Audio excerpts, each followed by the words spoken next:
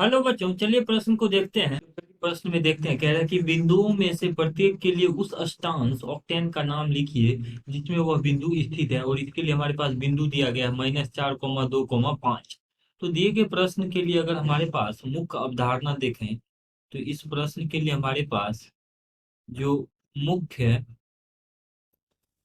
अवधारणा है, तो इस प्रश्न के लिए हमारे पास मुख्य अवधारणा ये है कि मान लीजिए किसी बिंदु, अगर किसी बिंदु की बात करते हैं जिसके निर्देशांक क्रमशः इस प्रकार से हैं कि एक्स निर्देशांक धनात्मक, वाई निर्देशांक धनात्मक तथा जेड निर्देशांक भी धनात्मक हैं, तो ये प्रथम अष्टांश में आता है। इसी प्रकार से हम इसको क्रमबद्ध लिख देते हैं, माइनस, प्लस, प्लस, तो ये द्वितीय में आता है। ठीक इसी प्रकार से ऋणात्मक, ऋणात्मक और धनात्मक अगर निर्देशांक हो तो वो तृतीय अष्टांश में आता है।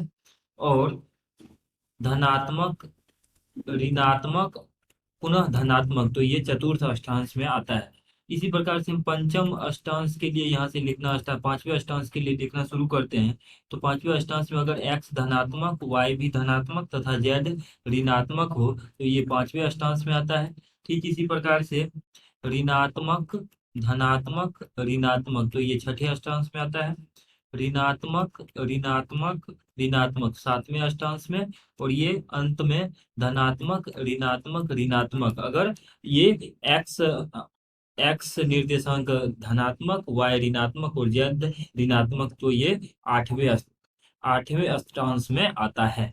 अब देखिए इसी प्रकार से हमारे पास जो बिंदु दिया गया है -4, 2, 5, तो यहाँ पर एक्स ऋणात्मक है, वाई धनात्मक है और जेड भी धनात्मक है। तो यहाँ से हम मिला लेते हैं, एक्स ऋणात्मक, एक्स ऋणात्मक, वाई धनात्मक और जेड भी धनात्मक, तो ये प्रथम के बाद ये द्वितीय है।